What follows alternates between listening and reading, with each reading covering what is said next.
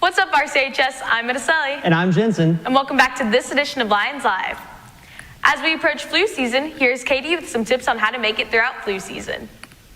As we head into the winter season, so comes the flu season. More than 30,000 people die from the flu every year. While COVID is still prominent in today's medical scene, it is also important to stay attentive to the flu season. To talk more about this, I went and spoke to Rushville High School's nurse. The flu is something that comes on very suddenly. It's not something that usually, comes on over a few days. Fever is extremely common, and it can usually be 100 degrees or above. Those are things that are usually very common with the flu. While it is serious, there are still some ways that the flu can be prevented. I highly recommend that you get your flu vaccine.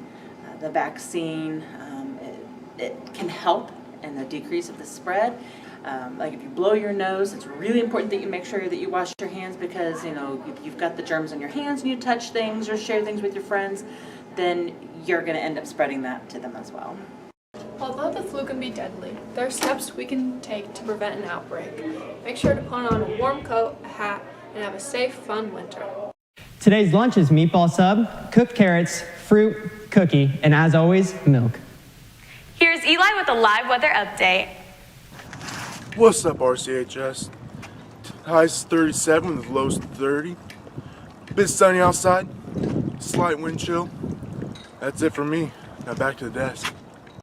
Coffee is a big part of most people's morning routines, but is it healthy for high school students? Our own Schrader Fisher investigates. What's up, RCHS? Let's talk about something. Coffee drinking in teens is a real problem. Let's see how it affects RCHS.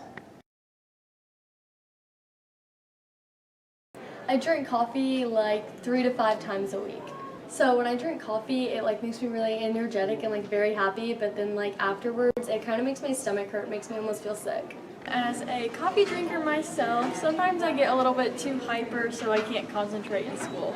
I love coffee and I love to drink it all the time, but after it wears off, it tends to make me really tired.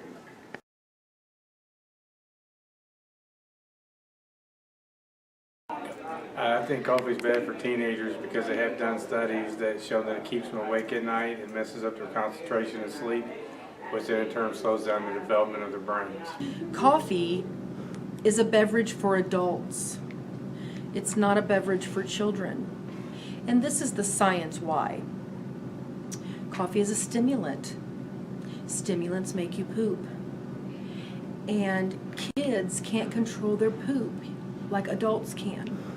So when kids drink coffee, it stimulates their butt and they poop themselves. So I started drinking coffee at a pretty young age, and I really enjoy the taste of coffee, and I like the caffeine that comes with coffee.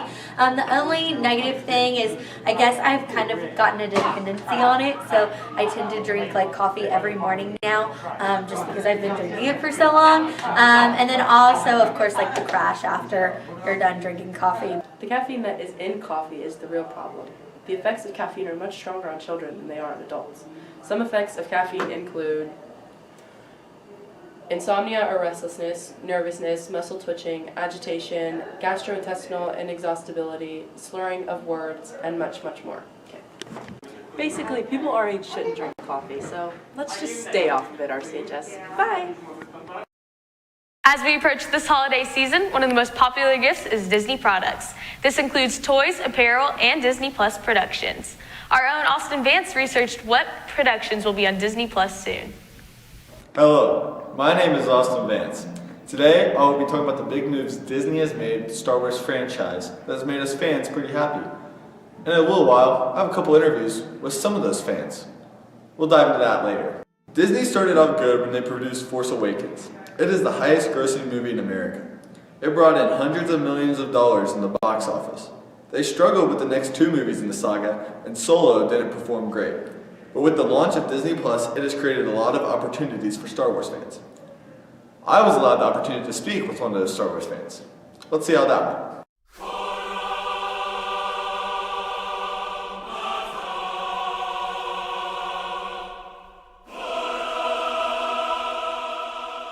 Now I am here with Brady, and how are you today? I'm good.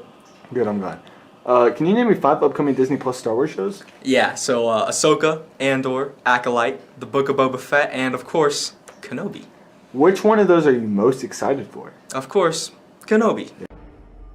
Hello there. What's your favorite Star Wars movie?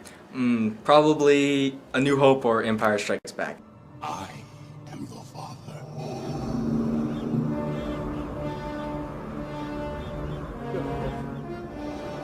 No.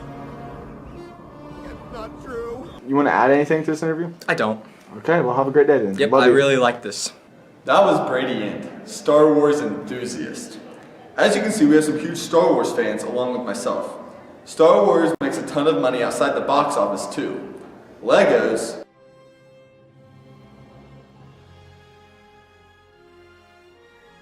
and with these things.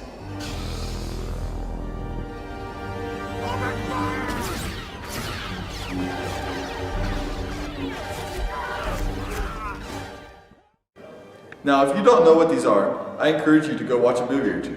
These are called lightsabers and are the weapon of the Jedi or Sith. But if you have a chance and you want to experience something come to life with your own eyes, I highly recommend you travel to Disney's Hollywood Studios or Disneyland and head to the back of the park, and there you will find Star Wars Galaxy's Edge. Taking place on the First Order controlled Batuu, you will find travelers, Jedis, stormtroopers, and maybe a Wookiee. I also had the chance to interview a Disney and Star Wars fanatic, Jake Vance. Let's dive into that. Hello, Jake. How are you? I'm good. How are you? I'm doing fine. Have you ever been to Galaxy's Edge? I have. I'm back in the spring. That should be fun. Yep. What did you feel as you went under the overpass and saw the planet Batuu with your own eyes? I just felt really immersive. I felt like I was actually on a Star Wars planet, and it was just something like that you definitely can't experience every day. Yeah. What was your favorite part of the land that you enjoyed the most? Honestly, just like taking in the architecture was just really cool.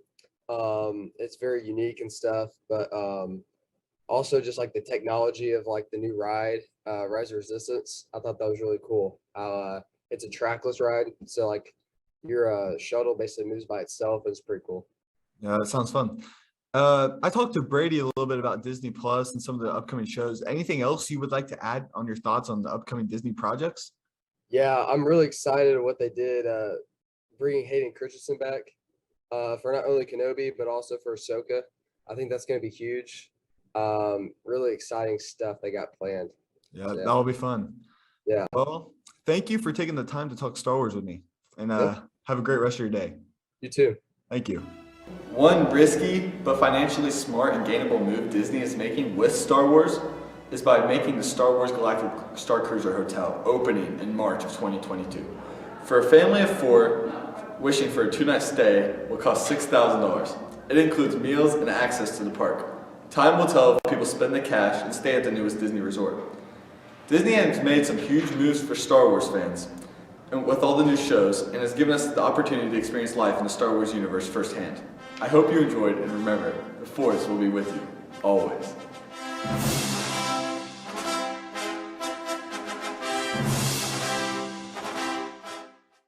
The RCHS blood drive will be held tomorrow. Here's a video with more information. The RCHS blood drive will be held Tuesday, November 23rd in the gym. You can sign up in the main office or by using this QR code right here.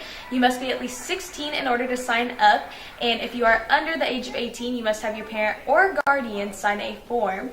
Also, you must bring your ID the day of.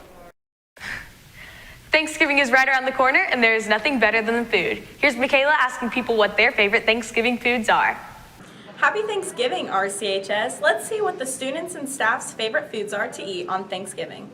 My favorite Thanksgiving food is mashed potatoes with A1 sauce. I don't really have a favorite Thanksgiving food. I like all of it. I like to put my sweatpants on. You go for that first round, then you turn football on, you have more, and then you get the pumpkin pie with the loads of whipped cream on top of it. And then the best part is the next day, the leftover with the turkey sandwiches. My favorite Thanksgiving food is mac and cheese. I would say my favorite Thanksgiving food is probably ham. I'm going out on a hot take. I would say ham is better than turkey. My favorite Thanksgiving food is cornbread. My favorite Thanksgiving food has to be pumpkin pie. My favorite Thanksgiving food is the very controversial cranberry sauce. My favorite Thanksgiving food is creamy mac and cheese. My favorite Thanksgiving food is green beans. Have a happy Thanksgiving, RCHS.